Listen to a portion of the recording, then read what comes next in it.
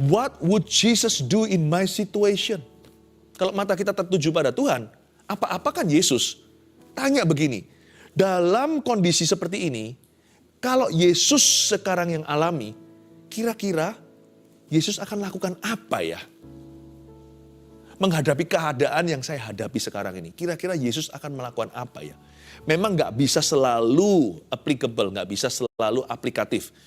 Kadang-kadang konteks hidup kita jauh dari cerita Yesus di Alkitab. Kita nggak bisa, kira-kira Yesus akan lakukan apa ya?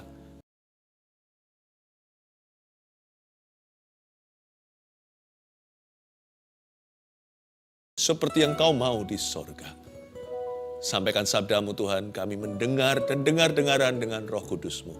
Sembunyikan hamba-Mu selalu di situ, di balik salib-Mu. Dalam nama Tuhan Yesus, haleluya. Amin. Praise the Lord, puji Tuhan. Kita nggak buang-buang waktu, langsung aja kita bicara soal firman, karena firman yang mengubahkan opini manusia percuma. Hari ini temanya, tahun ini aku harus berubah. Saya merasa ini seruan banyak orang, termasuk saya juga. Saya mau semakin menjadi seperti Kristus. Kita masuk ke hadirat Allah, berdiri di depan tahta dengan sebuah keberanian percaya bahwa Tuhan sanggup mengubahkan bukan hanya keadaan, bahkan mengubahkan sifat dasar kita, jikalau diperlukan. Ibrani 12 ayat 1-11. Karena kita mempunyai banyak saksi bagaikan awan yang mengelilingi kita. Marilah kita menanggalkan semua beban dan dosa yang begitu merintangi kita. Dan berlomba dengan tekun dalam perlombaan yang diwajibkan bagi kita.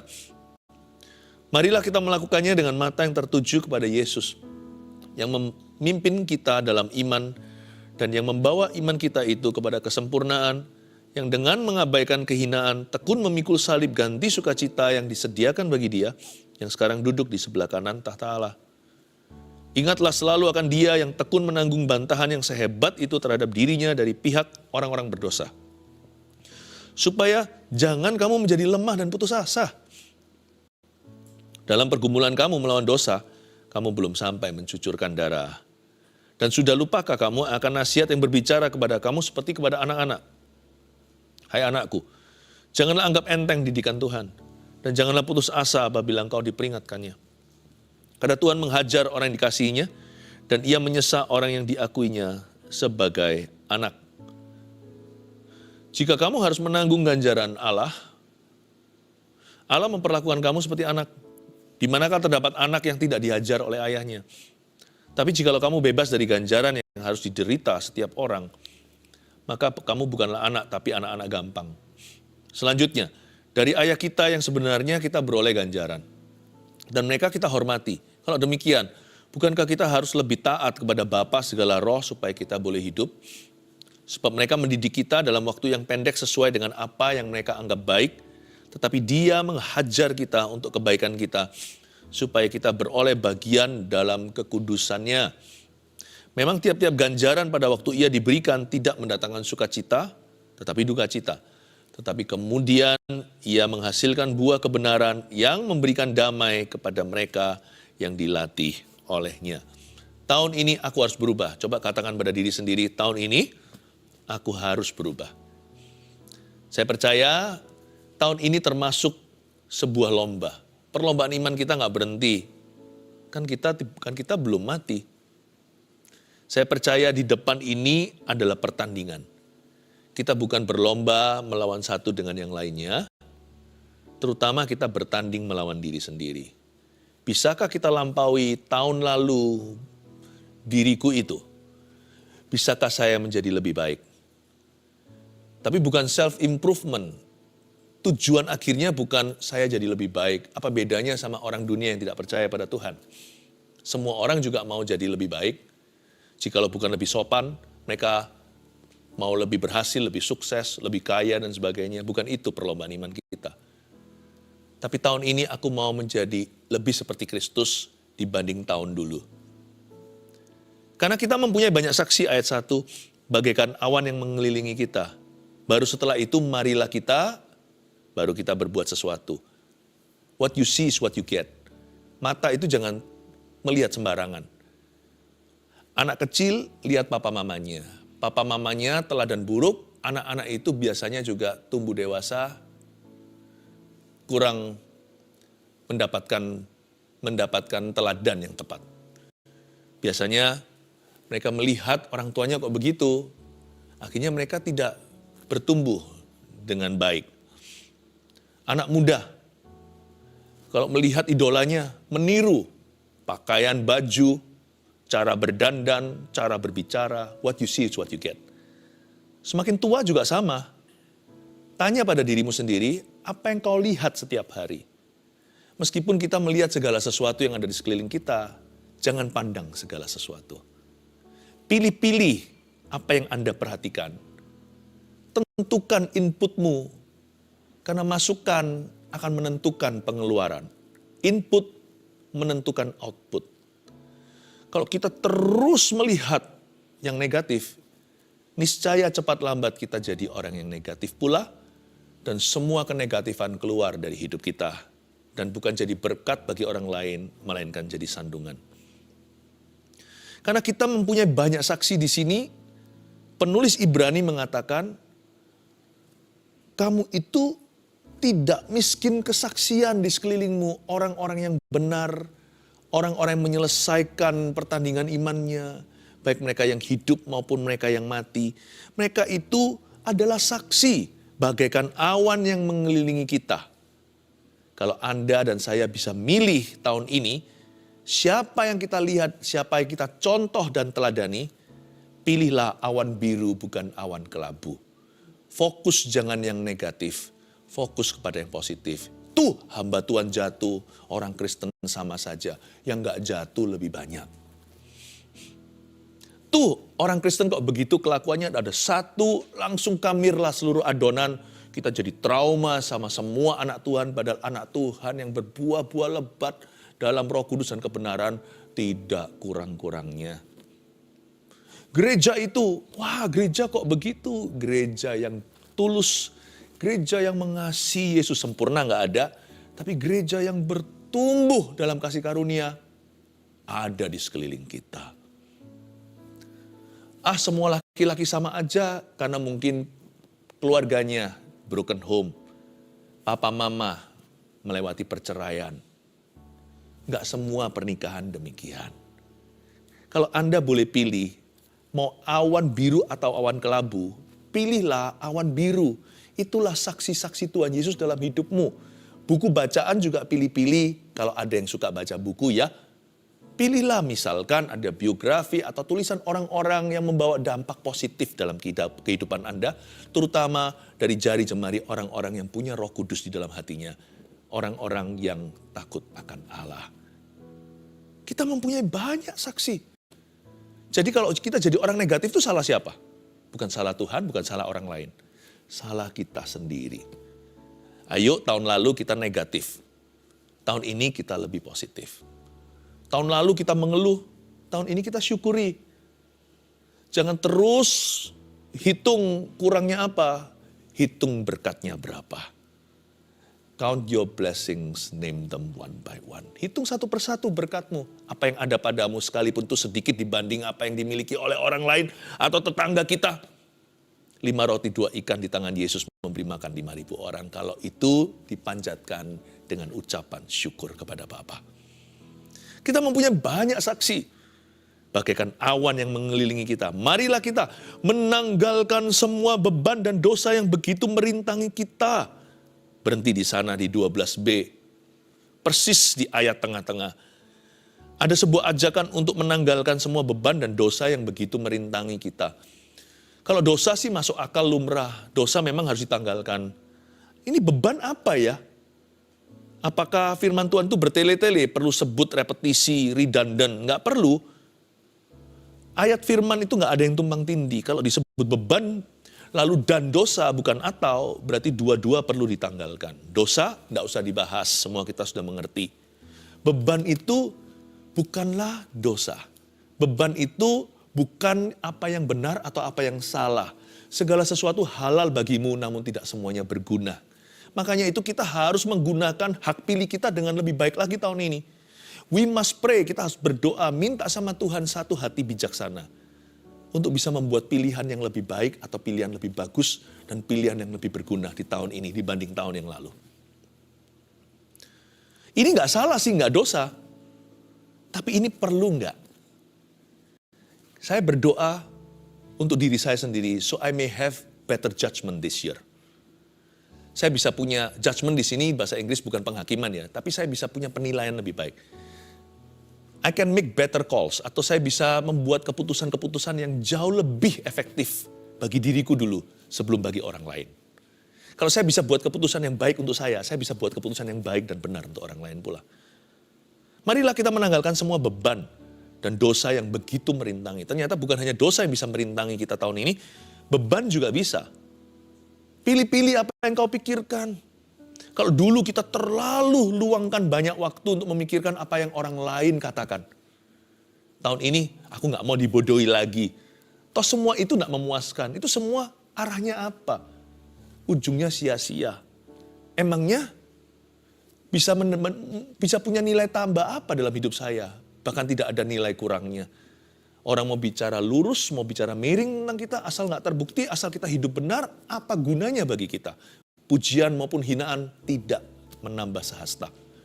Saya nggak mau tahun lalu itu saya banyak stresnya itu, menurut saya stresnya karbohidrat semuanya, nggak ada stres protein. Kalau saya mau stres, kalau saya memang harus stres, saya mau streskan yang protein. Misalkan saya bawa pulang ke rumah, dalam ruang doa saya pikirkan solusi untuk problema, saya pikirkan solusi jalan keluar yang nyata. Nah, stres yang kayak gitu perlu. Saya pikirkan apa yang terbaik ya aku bisa lakukan daripada saya memikirkan yang sia-sia. Tahun lalu, stresku karbohidrat semuanya, lemak semuanya, itu semua perlu dibakar. Tahun ini aku nggak mau buang waktu. Sorry ya, sorry. Hatiku nggak gampang luluh tahun ini. Gampang terharu sama orang lain, tapi nggak akan lemah lunglai menghadapi tekanan. No, I've learned to stress better. Tahun ini saya lebih mahir memilih-milih stres apa yang kuizinkan di atas kepalaku. Beban itu kan berat. Saya nggak mau. Saya juga tidak mau lagi mengurusi perkara-perkara yang tidak prinsip dalam hidup ini. Saya tidak mau lagi reaksi atau reaktif terhadap keadaan-keadaan. Saya mau lebih dewasa tahun ini. Saya tidak mau lagi memperkarakan hal-hal yang sepele. Tahun lalu bisa jadi gegeran, tahun ini, ya sudahlah. Sekarang saya sudah berhati jauh lebih besar. Pokoknya tahun ini gak segala sesuatu jadi beban dalam hidupku. Aku pilih-pilih bebanku. Tuhan kasih aku bukan hanya hak untuk memilih, hak bebas pilihan. Tapi hari ini Tuhan memberiku bijaksana. Aku pilih-pilih apa yang menjadi beban dalam kehidupan saya. Beban dan dosa yang begitu merintangi dan berlomba dengan tekun dalam perlombaan yang diwajibkan bagi kita. Dalam bahasa Yunaninya perlombaan di sana itu artinya pergumulan. Jadi bunyinya begini, tanggalkanlah semua beban dan dosa yang begitu merintangi kita dan berlomba dengan tekun dalam pergumulan yang diwajibkan bagi kita. Jangan anti masalah atau problema. Asal kita tahu janganlah kita yang jadi masalahnya. Masalah pasti datang mengetuk pintu kita. Karena masalah, persoalan, problema itu sama dengan pergumulan. Dan pergumulan sama dengan perlombaan. Sebenarnya kita semua itu ditakdirkan untuk mengalami masalah tertentu. Bukan berarti Tuhan memberi kita problema, enggak. Tapi Tuhan izinkan ujian iman. Tahukah setiap kita, Anda dan saya itu punya jalan-jalan yang memang harus kita tempuh. Itu jalan nggak bisa di-bypass, nggak ada shortcutnya. Nggak bisa, mesti lewat jalan tol itu atau jalan tikus itu. Nggak boleh nggak, kita pasti lewati. Setiap kita ada jalan salib sendiri-sendiri. Dan jikalau kita mengalami sebuah masalah, problema, tekanan, tantangan, setelah kita introspeksi dan evaluasi, itu bukan karena kitalah penyebabnya atau kitalah yang menjadi sumber masalah. Tapi kalau masalah ini memang harus datang di hidup saya, ya saya harus hadapi. Kalau saya hadapi, saya tidak akan mengeluh. Saya akan gandeng Tuhan Yesus. Kalau masalah itu Tuhan izinkan dalam hidup saya hari ini, maka saya anggap itu adalah bagian dari perlombaan imanku. Maka saya katakan pada diri sendiri, saya harus menang. Saya harus menang. Kalau dulu hal ini menjadi kryptonite-ku, pernah lihat film Superman? Superman itu manusia besi, manusia baja, ditembak apapun nggak mempan. Ini adalah dongeng cerita. Kecuali batu-batu yang ijo-ijo itu dari planet lain, kryptonite itu yang membuat dia langsung lunglai. Masalah yang sama yang kuhadapi ini tahun lalu selalu merobohkan aku. 2 tahun lalu apalagi membuat aku jadi tidak percaya Tuhan. No, not this year, tahun ini. Mulai hari ini cara pandangku beda lah. Masalahnya tetap sama. Ya unda-undi 11-12 kurang lebih. Tapi yang berubah saya. Setiap kali sekarang saya kalau menghadapi masalah yang sama tahun lalu yang selalu mengalahkanku, sekarang ku anggap ini adalah perlombaan imanku. Aku harus menang. Coba kita berani ngaca nggak di depan cermin, tapi pastikan nggak ada orang nanti dikiranya ngomong sendiri. Bilang sama diri sendiri, saya harus menang. Ngomong sama orang yang ada di cermin itu, beritahu sama dia untuk menang. Dan katakan dalam nama Yesus, aku pasti menang. Ayat 2, marilah kita melakukannya dengan mata yang tertuju kepada Yesus. Lihat itu. Yang memimpin kita dalam iman dan yang membawa iman kita itu kepada kesempurnaan. Yang dengan mengabaikan kehinaan, tekun memikul salib, ganti sukacita yang disediakan bagi dia yang sekarang duduk di sebelah kanan tahta Allah. Ayat 2, kita harus melakukannya dengan mata yang tertuju kepada Yesus. Jangan lupa tadi, sebelum kita membuat suatu pilihan, ketika diperhadapkan dengan sebuah keadaan, mata itu memang melihat kepada saksi. Kalau Anda mau lihat patron yang benar, carilah itu pada orang yang benar juga. Janganlah dengarkan nasihat orang fasik. Duduk sama pencemooh, nanti sama wataknya. Berdiri di jalan orang berdosa, nanti akan ikut dosanya. Ada awan biru, ngapain cari awan kelabu? Tapi mata kita ultimately yang tertinggi jangan tertuju pada manusia. Nggak peduli manusia itu seteladan apa. Awan itu sebiru apa. Pandanglah tembus awan biru dan kelabu. Kepada yang berdiri dan bertahta di atas awan itu, yaitu anak Allah. Mata kita harus tertuju kepada Yesus. Cerita hidup orang lain, sukses gagal mereka bisa menjadi inspirasi dan pelajaran buat kita. Tapi tetap ujungnya, biar firmanlah yang punya otoritas tertinggi dalam kehidupanmu. Jangan lupa buka halaman buku ini, karena di dalam buku ini kau temukan Yesus. Mata kita harus tertuju ke Yesus, karena Yesus yang memimpin kita dalam iman. Iman timbul dari pendengaran firman.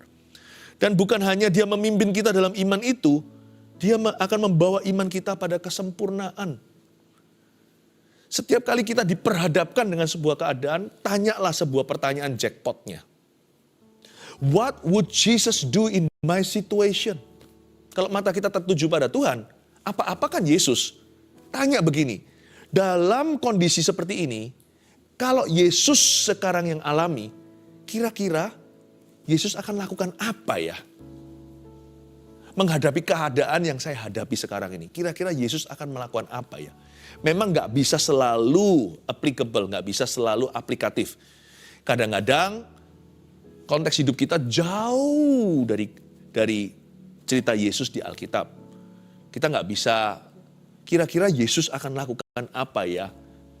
Karena zaman Yesus belum ada teknologi seperti hari ini. Laptopnya, misalkan tentang games. Kita nggak bisa samakan apple to apple, langsung plug sama gitu, identik dengan Yesus. Nggak selalu pertanyaan itu bisa relevan dengan keadaan kita. Tapi kalau itu bedanya terlalu jauh dengan Yesus, misalkan, kalau aku sekarang main games gini, kira-kira kok Yesus main games berapa jam ya? Nggak relevan, Yesus nggak main games. Tapi kalau kita melihat karakter Yesus yang nggak buang-buang waktu, ada waktu dia berdoa. Ada waktu dia di Getsemani. Murid-murid suruh pergi dulu, kalau bisa dia istirahat. Semalam-malaman dia sembayang, lalu jalan di atas air. Murid-murid terkatung-katung di tengah lautan, terombang-ambing oleh ombak dan badai taufan. Kalau saya melihat begitu, bolehlah kita punya hobi, tapi jangan izinkan hobi menjadi ilahmu. Dari sini kita tahu bahwa Yesus menghargai waktu. Meskipun misalkan tadi main games atau apa, lain konteksnya sama Tuhan. Tapi kalau lihat karakter Allah, kita bisa kira-kira, paham maksud saya? What would Jesus do? Yesus tidak menikah, dia anak Allah. Nggak mungkinlah dia nikah dengan seorang anak perempuan, anak manusia. Semua itu kan ciptaan Tuhan. Pada mulanya adalah firman. Firman itu bersama dengan Allah, firman itu adalah Allah. Segala sesuatu dijadikan olehnya. Gak mungkin kan semua itu, Maria Magdalena, siapa lagi, semua itu semua kan ciptaannya. Gak mungkin lah Yesus jatuh cinta sama ciptaannya. Gak mungkin Yesus menjadi setara. Jadi Yesus tidak menikah. Karena Yesus pencipta. Kita ciptaannya. Saya ini papa. Anak saya ada perempuan, ada laki-laki. Saya secinta-cinta saya sama anak wanita saya. Dia anak bagi saya. Gak bisa saya itu bisa menjadi setara. Jadi kalau kita dalam pernikahan, mungkin kita gak bisa jiplak. Yesus kira-kira gimana ya kalau dalam pernikahan saya dengan istri saya. Tapi kalau kita lihat Yesus adalah kasih, terapkan kasih dalam pernikahanmu. Yesus digituin loh di kayu salib, bukan hanya disemprot oleh istrinya atau dimarahi oleh suami. Yesus itu diludahi, dipukul, disalibkan, dicambuk masih bisa berkata ampuni. Bapa ya ampunilah mereka nggak tahu apa yang mereka perbuat. Bisakah kita itu menganggap pasangan kita khilaf? Ya sudahlah, kasih waktu 1 hari, mungkin nanti dia berubah pikiran. Mungkin gak ada sorry esok hari. Tapi kalau dia sudah berubah sikap, berarti dia sudah menyesali. Bisa gak kita cincai jadi orang bisa murah hati seperti Yesus? Paham ya? Cara kita berubah itu dengan kita mandang Yesus. Tanya pertanyaan ini, what would Jesus do? Yesus itu akan lakukan apa ya dalam situasi saya? Sekalipun gak bisa menjiplak, kita bisa belajar sesuatu dari karakternya. Tangkap itu. Itu adalah permulaan perubahan kita.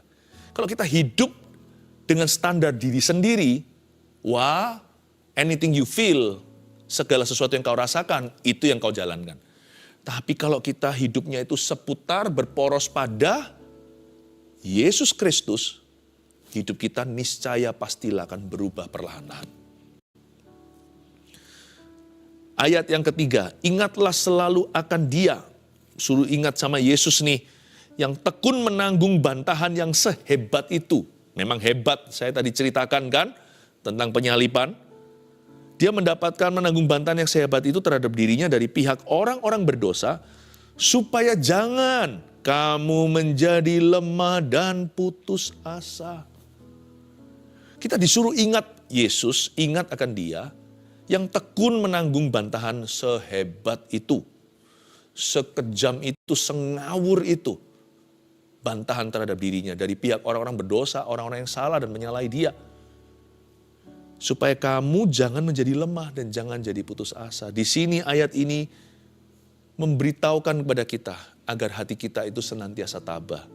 Jadi orang itu jangan terlalu lemah gitu loh.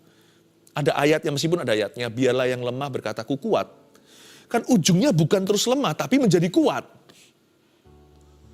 Ya, give thanks with a grateful heart.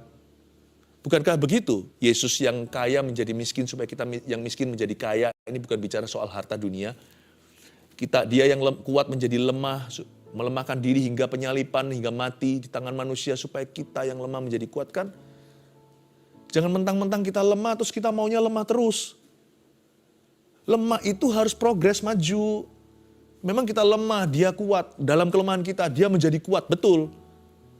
Tapi setelah itu kita jadi kuat gara-gara Dia kan? Kan gak lemah terus-menerus. Amsal 24 ayat 10 gak usah dibuka, bunyinya begini, kalau dalam kesesakan hatimu hambar, cepat ciut, betapa kecilnya kekuatanmu. Ada orang itu yang nyalinya kecil, makanya kita mesti berdoa, seperti Petrus, Yakobus, Yohanes, murid-muridnya berdoa, Tuhan tambahkanlah iman kami. Lord increase our faith. Doa itu sebenarnya bukan minta imannya ditambah, minta nyali, minta courage, minta keberanian, minta boldness. Ada orang itu bertubuh besar mungkin kekar, nge-gym terus. Tapi persoalan sedikit aja dia langsung hambar, langsung tawar, langsung menghujat Kristus. Langsung takut, langsung pikirannya overthinking, langsung negatif. What if? Gimana nanti jikalau, apabila aku gak bisa begini, apabila terjadi demikian, apabila diizinkan begitu. Kalau Anda dan saya merasa nyali kita terlalu kecil, minta sama Tuhan seperti para rasul. Seperti murid Yesus memohon kepada guru. Tuhan tambahkan imanku. Minta sama Tuhan, buat mentalku baja tahun ini. Aku dulu itu lemah gemulai kalau soal persoalan. Aku jago kandang, kalau gak ada masalah, wah aku gagah perkasa. Tapi sekali disuntik masalah langsung lemas. Padahal kalau disuntik gitu itu booster dari Tuhan loh, membuat kita kuat. Tidak ada senjata ditempa melawanmu akan berhasil. Semua persoalan yang menempa kita, itu nanti akan jadi solusi bagi orang lain. Setiap problema yang sekarang menusuk kita, itu jadi immune system, nanti jadi antibody kita kemudian hari. Itu membuat kita bukan hanya jadi jauh lebih pintar dan bijaksana, tapi menjadi kesaksian iman buat sesama kita. Tuhan akan jadikan Anda kasus kemenangan berikutnya. Bukankah itu semuanya vaksinasi dari sorga? Tapi kena suntiknya, belum kena suntik baru lihat sudah lemes, bukan main. Ada orang yang nyalinya kurang. Maka kalau seperti itu dirimu, minta tahun ini berubah begini. Kasih aku mental baja. Gak apa-apa ya Tuhan, aku ini gak kaya. Gak apa-apa Tuhan secara materi pas-pasan. Tapi aku mau jadi orang yang kuat dalam kuat kuasamu. Tahun ini aku gak selemah dulu. Aku tetap melemahkan diri. Siapa aku? Aku bisa berbuat apa tanpa Engkau Tuhan? Di luar Engkau, aku tidak bisa berbuat sesuatu. Aku tetap melemahkan diri. Tapi, I'm not forever weak. Tahun ini, aku akan lebih kuat dari tahun lalu. I'll be more courageous. Aku akan lebih berani untuk perkara-perkara yang benar. Jikalau Anda merasakan hati Anda terlalu keras, minta Tuhan lembutkan. Ada lagunya kan? Bapa lembutkanlah hatiku, soften my heart. Tapi kalau hati Anda terlalu lembek, dikit-dikit takut, dikit-dikit nggak percaya, dikit-dikit udah ragu bimbang, dikit-dikit nyerah. Saya rasa doanya diubahlah, bukan keluar dari masalah. Soalnya masalahnya bukan masalah. Masalahnya pada dirimu sendiri. Kalau segala sesuatu kau permasalahkan, menurut saya yang perlu berubah adalah diri Anda dan diri saya. Yang perlu berubah itu kita. Doanya diganti ya, bukan keluarkan aku dari masalah. Buat aku tougher than my problems. Buat aku kuat Tuhan. Buat aku beriman lebih besar dari tahun yang lalu. Beri aku mental yang baja untuk menghadapi persoalan. Lihat ya nanti ya, ayat 4 berikutnya. Dalam pergumulan, kamu melawan dosa, kamu belum sampai mencucurkan darah. Ini penulis Ibrani, mereka mendebatkan para ahli teologi apakah ini Rasul Paulus atau bukan. Pokoknya saya kagum dengan penulis ini. Penulis ini tough, one tough dude. One tough man he was. Orang ini adalah seorang hamba Tuhan yang cukup kuat. Dia bisa berkata begini, dalam pergumulan kamu melawan dosa, kamu belum sampai mencucurkan darah. Dia suka mengecilkan masalah, sedangkan kita suka memperbesarnya. Wah masalahku, padahal Tuhan kata, belum sampai mencucurkan darah. Belum sampai berdarah. Itu loh, standarnya itu sampai berdarah. Berdarah pun tidak boleh mengeluh. Apalagi yang sebelum berdarah sudah suka mengeluh. Wah, tertemplak aku. Saya juga harus belajar. Dan sudah lupakah kamu akan nasihat yang berbicara kepada kamu seperti kepada anak-anak? Dengan kata lain, lumrahlah. Anak-anak Tuhan di dunia ini pasti akan ditempa, pasti akan diterpa, pasti akan diterjang pula. Hai anakku, janganlah anggap enteng didikan Tuhan. Dan janganlah putus asa apabila engkau diperingatkannya. Didikan Tuhan kadang-kadang dalam bentuk persoalan. Karena Tuhan menghajar orang dikasihinya. Hajaran Tuhan itu mungkin bisa jadi problema. Tapi di balik setiap problema kita, selalu ada pengajarannya. Saya suka ada kata ajar dalam kata hajar. Tuhan gak pernah hanya menghajar kita. Hajaran Tuhan itu bukan pukul kita. Tuhan gak pernah main pukul orang. Tuhan gak pernah main pukul-pukulan. Tapi persoalan itu secara figuratif juga bisa menjadi seolah-olah pukulan yang diizinkan dalam kehidupan kita. Janganlah mengeluh, jangan takut juga. Tuhan itu menghajar orang yang dikasihinya. Tuhan tidak lepas tangan ketika kita di dalam tekanan. Dan ia menyesa orang yang diakuinya sebagai anak. Lumrahlah, jangankan anak terang. Anak gelap aja, anak setan aja juga punya persoalan. Jadi kita nggak usah jadi orang yang terlalu lemah. Dikit-dikit kita teriak. Izinkan Tuhan memperkuat hatimu hari ini menjadi orang yang lebih tabah di tahun yang baru. Jika kamu harus menanggung ganjaran, Allah memperlakukan kamu seperti anak. Di manakah terdapat anak yang tidak dihajar oleh ayahnya. Tapi jikalau kamu bebas dari ganjaran yang harus diderita setiap orang, maka kamu bukanlah anak, tapi anak-anak gampang. Gak apa-apa.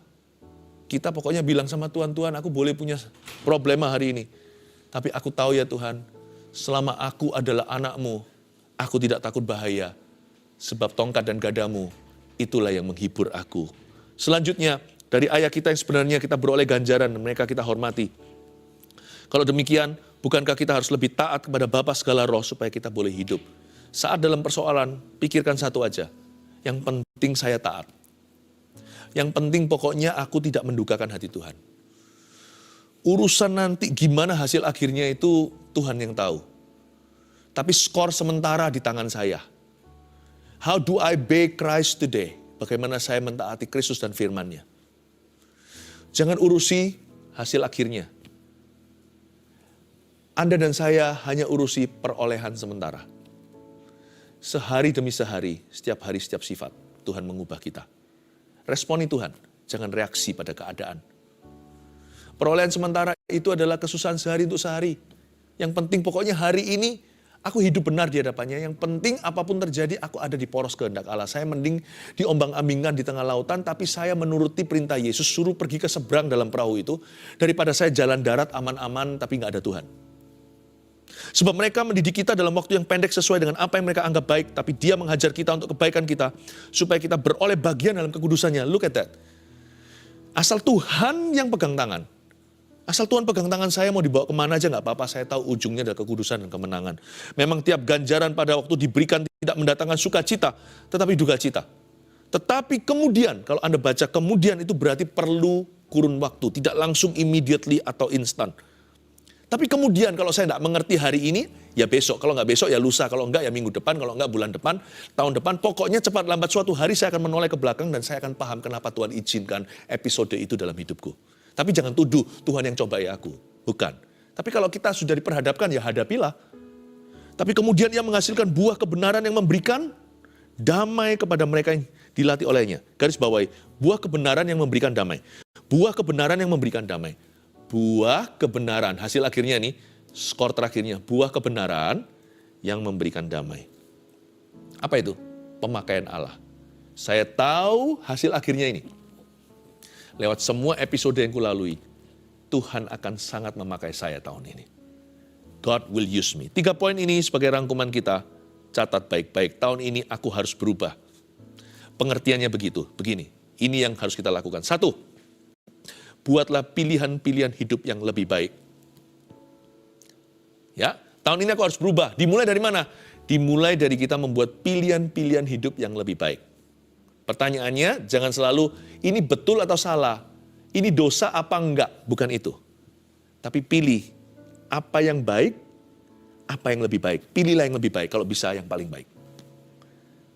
Misalnya, menggunakan waktu. 2, milikilah mental baja dalam menghadapi masalah. Jangan dikit-dikit menyerah. Lord, harden my heart. Boleh doa begitu. Tuhan, keraskan hatiku. Seperti batu karang yang teguh, tapi bukan keras terhadapmu. Lembutkan hatiku di hadapan Allah, tapi keraskan hatiku terhadap masalah. 3, jadilah alat Tuhan yang sangat dipakainya. Itulah buah kebenaran. Orang itu jadi buah kebenaran bagi orang-orang di sekelilingnya. Yang memberikan damai bagi orang-orang di sampingnya. Menjadi orang yang sangat berguna dalam kehidupan sesama. Pahami. Tuhan membentuk Anda dan saya lewat tekanan hidup untuk menjadi solusi bagi orang lain, bukan menjadi bagian dari problema dalam kehidupan mereka.